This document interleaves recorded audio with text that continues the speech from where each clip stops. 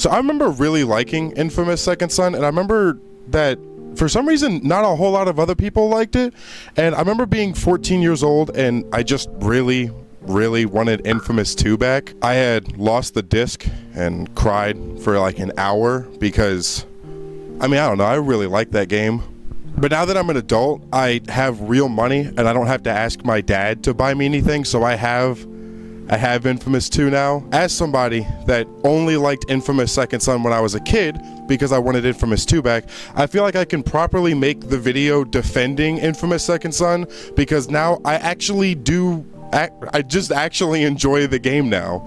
And a bunch of other people didn't really like the game that much, and I guess I'm gonna tell you how. That's what my script says. It just says, so how did this happen? But after writing the script and knowing what's in the script, I'm not really gonna tell you about that. I'm more gonna defend the game the way I see it, because I don't really understand why a whole bunch of people just really don't like this game. So I do have a little part in the script where I do talk about development, and while I do kind of want to talk about that a little bit because it is kind of a defense of why the game lacks in certain areas.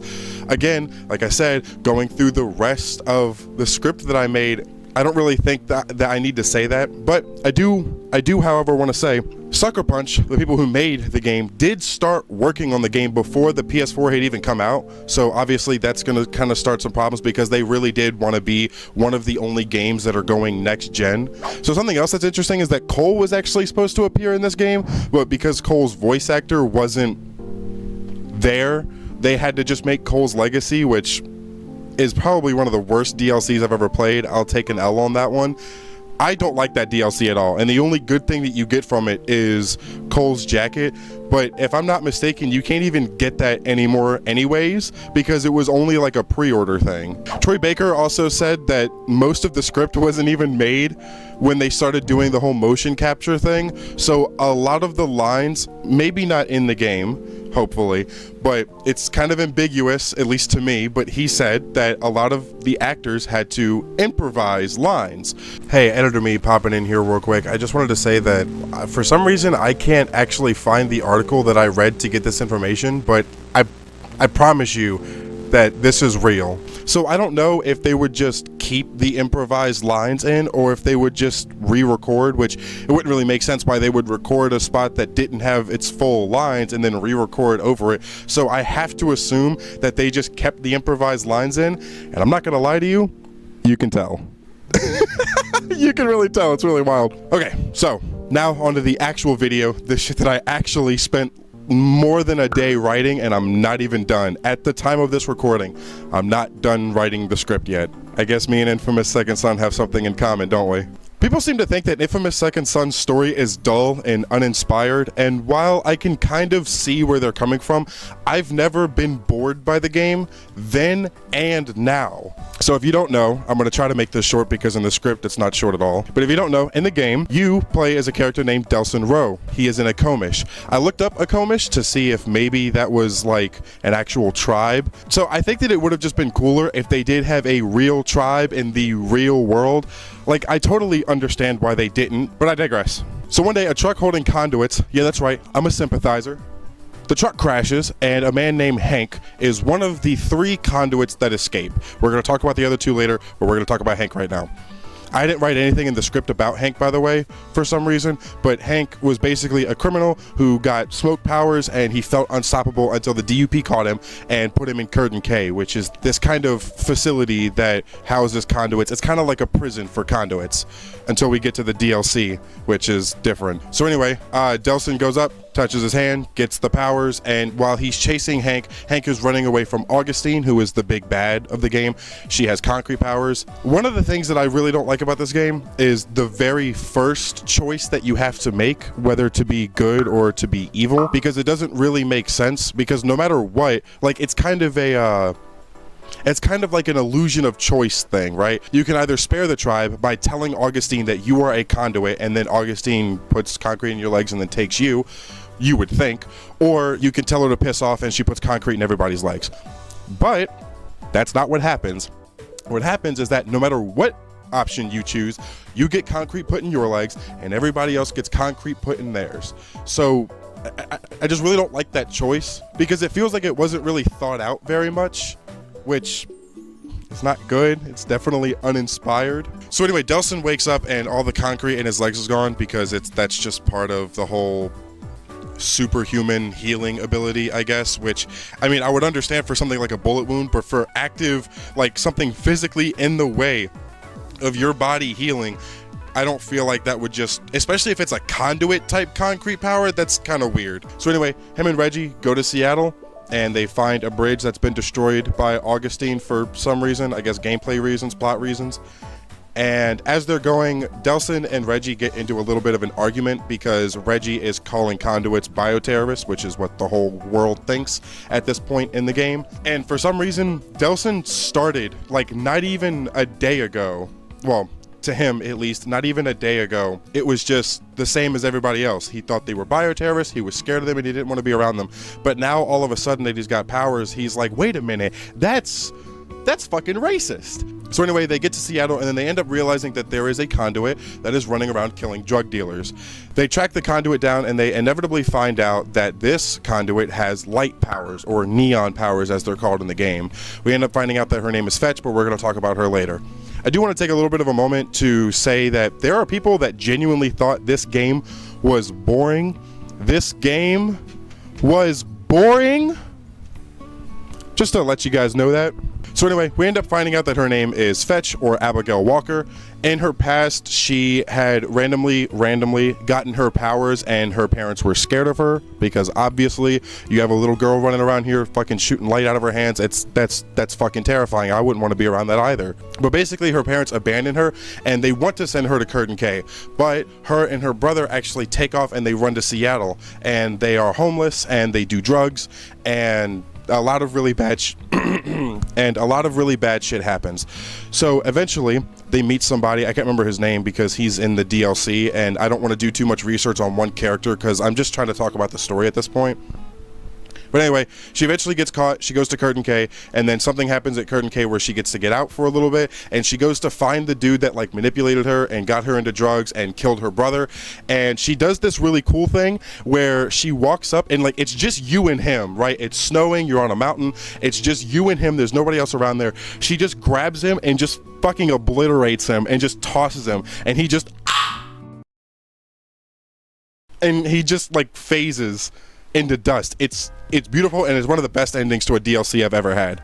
So anyway, when you fight her, she constantly talks about not wanting to go back to Curtin K, which when I was playing it when I was younger, I was like, I don't have concrete powers, so why are you mad at me? But I think that it would make a lot more sense now as an adult, because anybody that's ever had a superpower that has come after her has put her in Curtin K. So obviously, whether you've got concrete or not, she's going to be a little bit more standoffish. But it is still kind of annoying. Once you defeat a boss, a main character in the game, you get these little cutscenes that tell you about their life, which is what I just explained to you with Fetch leaving, going to Seattle, then going to Curtin K, then obliterating the dude. But you also get these little corrupt, redeem messages, which corrupt is such a weird word to use, and I don't really, like, maybe it's my brain rot brain, but corrupt is just such a weird word to use in this scenario. Redeem, I guess, is fine because everybody thinks of them as somebody that's evil and bad, but, you know, I mean, I guess redeem makes sense, but corrupt is like, you're not really corrupting them. You're just kind of keeping them doing the same thing, but like not really. Because in the good mission that you do with Fetch, you just you destroy a bunch of drugs and you save a bunch of prostitutes. However, with the evil mission, you find like a hater. This is the cringiest mission in the game, by the way, and I'm really gonna try not to rant about it now that I'm thinking about it more. But you find a hater and you fucking blow a hole through him, and you hook up with Fetch. Delsin hooks up with Fetch because she's like all fucking amped up. Now, this is cringe. This is a really cringe mission, and I really don't want to rant about it, but I have to fucking say something. The entire fucking mission is about dunking on the haters. It is a really bad mission. It's so cringe, and it makes me cry every time I play it because I have to fucking listen to, like, this has to be when they did the fucking thing with the dialogue, when they were like, when they did the fucking, what the fuck word is that? Fucking improvise, that's the word. This has to be when they improvised the lines, because it was very, oh my god. Okay, look, I'm gonna shut up, I'm just gonna keep going. Continuing on, you start to unlock more areas like the Lantern District, which is my favorite district in the whole game. It's like a it's kind of like a little China, or like a Chinatown, or like a Japantown. I really fuck with it, and I like it a lot. It's my favorite area in the game, even though it has some of the most annoying enemies ever. Not really for any specific reason, just because they're just normal human enemies, but somehow they do so much fucking damage, and I don't know why. But anyway, it's at this point in the game where you start realizing that people are just being taken. Suspected conduits are kind of running around. They've got these like yellow jumpsuits on, and something like an angel is flying down, grabbing them and taking them somewhere. So the ever brilliant Reggie, which I haven't talked about him a whole lot, but he hasn't even really been in the game other than when you found Fetch. He was like, hey, we gotta put her in a cage, and Delson was like, maybe we don't do that. Probably don't put a human being in a cage. That's like the whole reason why she didn't want to be around me in the first place, was because she didn't want to go back in a cage. But anyways, so Reggie's here, and Reggie's like, hey, I've got this really cool sick ass idea. You can track my phone with your phone. I'll dress up as a suspected conduit, and then I'll see where the fucking angels are taking people. Not a very good plan, but it's kind of the best they got at this point, so fuck it, I'll allow it. Eventually, you do get to see who the fuck is taking these suspected conduits, and it's a kid named Eugene. Now, Eugene's boss fight is my favorite in the game. It is the coolest. You go to a completely different arena, and it's big. You get to bounce everywhere. You get to use 2 of the powers that you had gotten already. It's really fucking sick, and it's the best boss fight in the game. But afterwards, you start to talk to him a little bit, and you start to realize he's kind of like a Twitch mod, where like even his superpower is kind of Twitch modish, but we'll talk about that when I get to the powers. He's kind of a little dweeb, and I can't really say anything else about him. He's just kind of a little dweeb. Please be... Okay, that should be... I hope to God this mic sounds good, because I'm recording the whole video. I wasn't supposed to be recording the whole video. This was supposed to just be a test. Right, so you could either corrupt or redeem Eugene. Eugene is kind of a little dweeb, though. He was just sitting at the bench one day, and then there were bullies picking on him, and then he was like, rah! And he just fucking got his powers, right? And obviously everybody's fucking scared of him, so they put him in Curtain K. When he gets out, he starts grabbing people, and what he's actually doing is he's grabbing the suspected conduits, taking the vest off of them, and then pushing them back out into the world to be like normal people, which is kind of cool, man. I actually really support that. Let's go. His good mission and his bad mission are kind of the same, or at least the cutscenes are very same-ish. But basically what happens is that when you're a good guy, you just go around and you defeat some enemies and you free some suspected conduits. But in the evil ending, you specifically go after these like Russians and you just kill them. You just fucking obliterate them.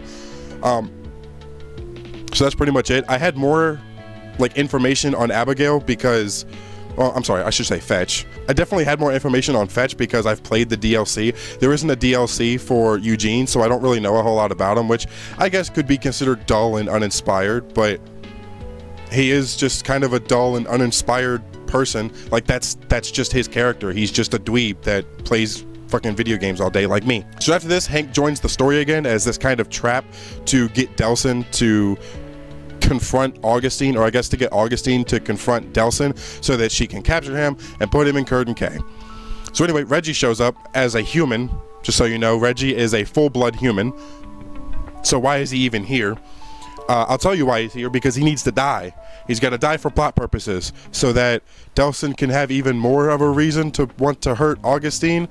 I don't really know what the motivation is here, because if you're looking at it from Augustine's perspective, she can just kill Delson right there, because like the way that Reggie dies is Augustine picks up this big concrete and drops it like right behind them so that Reggie could fall, and then she specifically encapsulates Reggie in concrete to make him heavy so that Delson will drop him, right? Multiple questions. The main one being, why not just kill Delson? He's right there. He can't use his powers because he's trying to fucking hold on to his brother, and he's trying to hold on to the fucking ledge. So it's like, why not just kill Delson right there? Do you want him to be even more mad at you? Because that's fucking stupid. And on the other hand, with Delson, I don't really understand what the reason would be for Delson. Like, like story-wise, I don't really get what the reason would be for Delsin, because Delsin already wants to go after Augustine because Augustine already hurt most of his family. So why would the story need even more of a reason for him to hate Augustine as much as he does? Now, if he died in like the evil ending, then sure, I would totally be okay if he died on the evil side of the game, because then it would just fuel Delsin's rage even more, and it would fit with the theme of being evil. But the fact that it happens in both the evil and good playthrough, it just kind of feels like they just needed a character to be sacrificed, and Reggie was the only human, and you barely saw him through the game anyway, so kill him. I still don't really think that's a good reason to do what they did, and I definitely don't like that they did it, because I don't know, man, Reggie's a cool dude. He was one of my favorite characters until he croaked. Here it is. One of the final decisions. You find Hank after Hank fucking trapped you, pretty much. Delsin gets really mad, and he's like, she killed Reggie, and then Hank is like, oh, I never heard of her killing a conduit, which is actually pretty important for the late game, for like the end game. It's actually kind of cool now that I'm thinking about it. It's a little bit of foreshadowing that you don't really pay attention to, because you're also mad because Reggie just fucking died and it's because of this fucking guy. If you're good, you spare him and he gets to leave with his daughter, and if you're evil, then he doesn't get to leave with his daughter. Do with that information what you will. I can't keep saying the K word. All right, this is the actual big one. This is the final decision of the entire story. You get to either kill Augustine or you can expose Augustine. So what happens with the good ending? So with the good ending, you send Augustine to jail, I guess, because you don't send her to Curtin K, because Delsin actually says that after everybody's seen what Augustine did, he goes to Curtin K and he lets all of the conduits out so that they can be free to live their own lives and choose their own futures. And he's going to be the one kicking off the second age, because now humans and conduits are coexisting. It's a really nice, beautiful ending. And then afterwards he's like, I got a promise to keep. And then he goes back and he takes the concrete out of everybody, and then he paints the mural, because like at the beginning of the game he was spray painting the mural to make his brother look like a dweeb. But now that his brother's dead and he's a good guy, he's like, you know what, man, I love you, brother, and I'm sure gonna miss you. So he paints this really nice, beautiful thing. It's really good, and it makes me cry. Leave me alone. Now the evil ending with Augustine dead is you throw her off the building and she just kind of explodes because you put her in concrete, like I just said. And then he goes to Curtin K, and when he lets everybody out, he says that he's gonna shake every one of their hands and he's gonna be like a kid in a candy store, which, I mean, that's a cute little line. I kind of like that, you know, being a kid in a candy store. You get to shake everybody's hand, so he gets to take everybody's power. I kind of like that. That's kind of cool. So afterwards, he gets really annoyed, and he reluctantly goes back to the tribe to save everybody. But what actually happens is that when he goes there, his grandmother, or whoever that woman is, his aunt or whatever, stands up. She's been in the wheelchair the whole time. She's still got concrete in her legs. She's like, we saw the news, we saw everything you did. And he's like, wait a minute, you're all gonna die without me. You do know that, right? You're all gonna just die without me. And she's like, yeah, we know, and we'll never forget it. Get out. You fucking suck. We hate you. Get out. So he gets all fucking pissy and he gets all mad, and he does the little orbital drop you get when you have like the smoke ability, and he crashes down and he explodes the whole thing, and then it cuts to black and the fucking credits roll. A dull and uninspired story. What story are you guys talking about? Because it wasn't this one. Because even after being an adult and playing the game, for one, I like it even more now as an adult, because I'm not just like, ooh, cool lights, or like, oh my god, InFamous. It's a good fucking story. The fuck you all on about? People also seem to think that the evil side of the game is just being evil just for evil's sake, but I don't have a lot to say about that, but I definitely don't agree with that for one very specific reason. Because if you actually play the game, then you'll know you're not just being evil for evil's sake. You are actively being evil because Delsin is enjoying his power as a conduit. It's the same exact thing.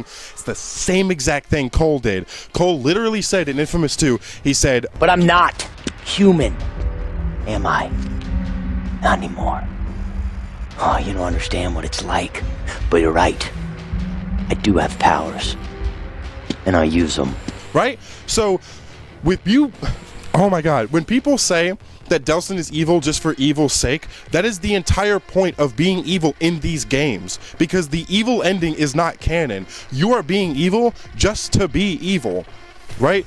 It's because you're having a power trip on the abilities that you have, whether Cole is frying everybody with electricity or Delsin is fucking making people cough and sniping them from 100 yards away, or rolling over them with concrete power, or stabbing them in the back with a video sword.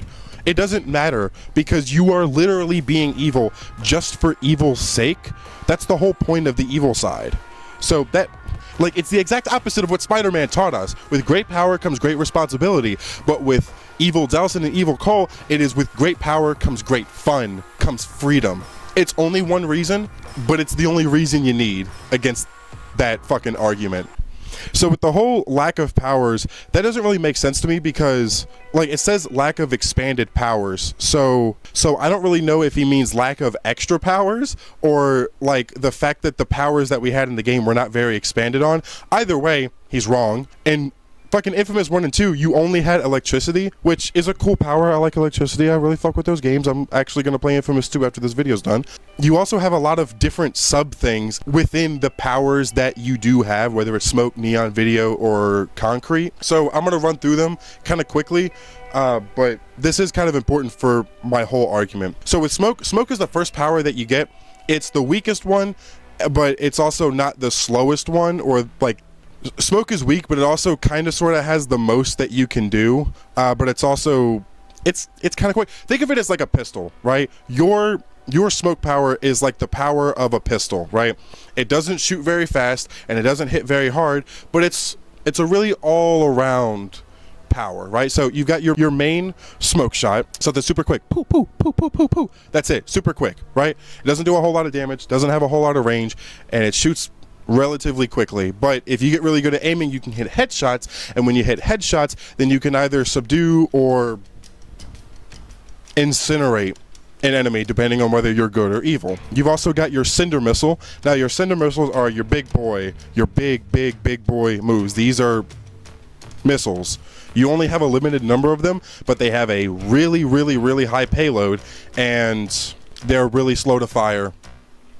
Actually, not really. You can fire these pretty fucking quickly, but you only have, like, I think the max you can get is like 6 of them, but it's a lot of power, but it doesn't have a big like AoE, but it's also not a sniper. It's just really all around, it's just a well-rounded power. Anyways, you also have your little shotgun power, your little, like, you know, like you charge it up and right? It doesn't have a whole lot of range, and it doesn't do a whole lot of damage, but it hits a lot of enemies, and it's really good for staggering like 3 or more enemies, so that you can either dash away or fucking unleash hell. Speaking of the dash, your smoke dash is actually where you get your iframes in this game. Now, if you've played any kind of FromSoft game, you know exactly what iframes are, but just in case you don't, your iframes are invincibility frames. It's when you move or dash or dodge or jump back or jump or do something that gives you invincibility frames, so that no matter what happens, whether a wireframe goes through you or not, it doesn't do any damage, right? Because your wireframe completely disappears.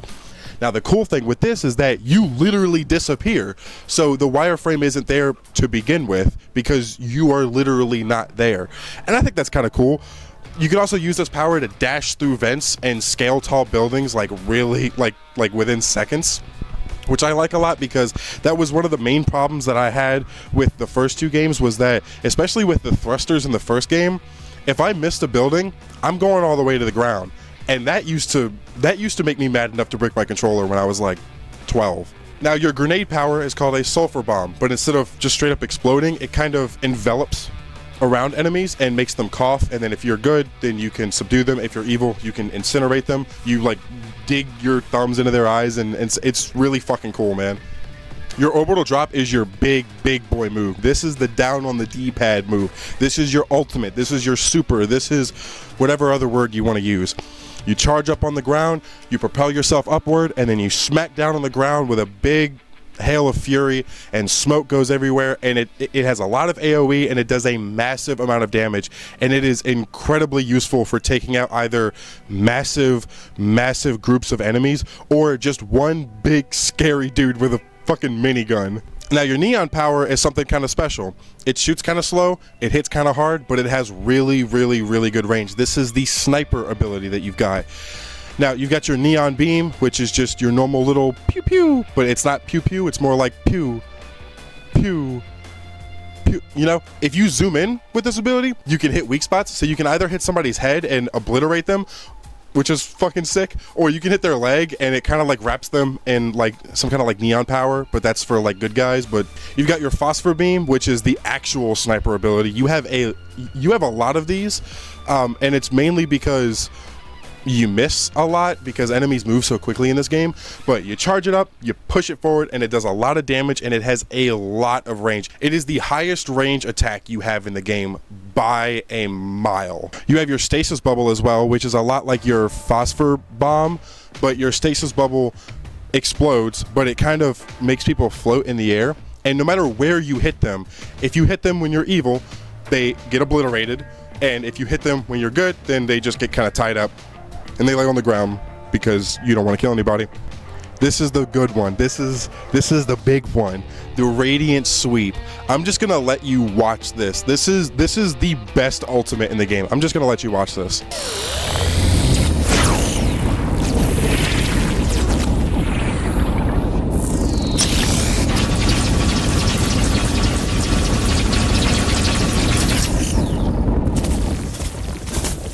I don't know why I actually stood there for like 30 seconds. I didn't need to do that. I can just use a still frame. Or not even a still frame. I can just put the fucking video there and whatever, dude. I'm such a shitty YouTuber, dude. Don't subscribe to this fucking thing. Now, traversal for Neon is really nice because it's just super speed, but it's like a diet super speed. And if any of you know me at all, you know that super speed is my favorite power of all time. If I could choose any superpower, it'd be super speed. Who would have guessed? Now, video is the weirdest power. You kind of just attack people with bitrate. You're just kind of like a Twitch mod, but it's cool, and it is my favorite, not including the ultimate ability, which is the Radiant Sweep. But this is going to be kind of like a lightning round, so let's just get into it. Video Torrent, it has tiny damage, but it gets overwritten by the really fast fire rate. 9 out of 10. Your Video Surge, this is just you having wings. 10 out of 10. Melee combat, I didn't mention melee combat for the other powers, and I won't mention it for Concrete, but this one's really cool because if you're evil, you get like a cool little Talon, and if you're a good guy, then you get this really cool sword. Talon gets an 8 out of 10, sword gets a 10 out of 10. Fuck it. Now you have this like flying sword ability, which has different names depending on whether you're good or evil, and I can't be fucked to find out what the names are. But your flying swords, you shoot a marker on a surface or an enemy, and you watch a bunch of swords pop up over your head, and then they target whatever the fuck, wherever that marker is. That's like, I don't know, fucking 8 out of 10. Shroud of Invisibility, you turn invisible, and it's really cool. You can do cool backstabs with it, like if you have talons, you fucking do the talon shit and you rip them and it fucking obliterates them. And if you are a good guy, then you spawn swords and you pull them down and it kind of subdues the enemy. When you upgrade it a whole bunch, you get either demons or angels to like fly around you that like help you in battle. Kind of fucking sick. I don't know, like a 9 out of 10 maybe. Fuck it. Now your ult, you stance up and you raise a bunch of either demons or angels into the sky and you bring them down in one straight line, and it does a massive amount of damage. With the ult for the Neon, just so you guys know, you don't have a whole lot of range with it, but with this one you have nothing but range. I don't know, 9 out of 10. Fuck it. Okay, so that's the end of the lightning round. I hope that I edited that good because I fucked up a lot. The lightning round was actually supposed to be the quickest part of the recording process, but it wasn't. It was like 15 minutes. It should have only been like maybe 3. So hope you enjoyed it. All right, so I didn't actually finish the part of the script with the concrete power, so I'm just gonna have to kind of bring that from memory. So hopefully this part of the video isn't shit. So with concrete, your dash ability is you envelop yourself in concrete and you dash forward, and you can run through anything. You can run through cars, you can run through people, you can run through tanks. I mean, you're kind of just a moving tank. You just but you can't go forever. And when you're in the air and you're doing it, you turn into kind of this like spinning thing that goes down. It's kind of cool. Your main attack is just kind of like it's like a burst fire, so it hits really hard and it has a decent amount of damage. But it also doesn't, like, I don't like burst weapons like at all. Like in COD, I hate burst weapons, so I rarely ever use this power. But you just kind of, you know, it's, so for the heavy ammo, dude, by the way, this isn't scripted, so I'm fucking up a lot and it's about to make me crash out. So with your heavy ammo, it's like 3 or 4 discs that come out of you, I guess, or fucking come out of your hands, and it's got a pretty decent arc, and it just goes forward and it devastates pretty much anything in its way. You don't have a down on the D-pad ability for this power. I'm guessing because it's too powerful. Maybe, but I mean, I would think Neon would probably be the most powerful. But I mean, what do I know? I'm not a game developer, so who cares? But your gliding ability, by the way, which I mean, like for all of them is kind of the same. You either push Neon and you kind of glide a little bit, or you push Smoke and you kind of glide. With the video power, I didn't mention this, but with the video power, when you push forward enough, you can push back really quickly and it boosts you up, which is kind of fucking sick. But it's even better with the concrete power, because if you stop hitting the button and then hold the button again, you'll actually be boosted up, and you can do that 3 times to get like a lot of fucking air. Anyway, so that's the end of the powers. That's the end of this video. I don't really have an intro written down, so I'm just going to kind of freeball it. I had a lot of fun making this video. I had even more fun editing the video, which I can't even say that because I haven't actually edited the video, have I?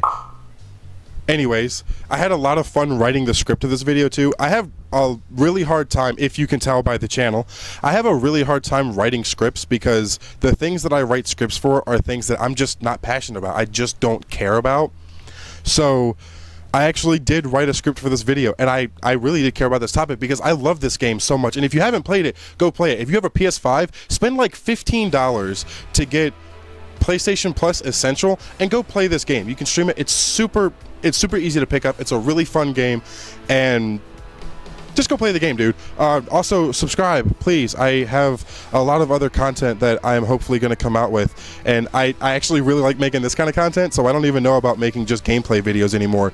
So if you have a suggestion for any other kind of video type that's like this that you guys might want to see, maybe on like a different game, definitely let me know. I always like playing new games, and I always like defending games that for some reason people think are bad. Anyways, I love you guys, and I'll see you next time.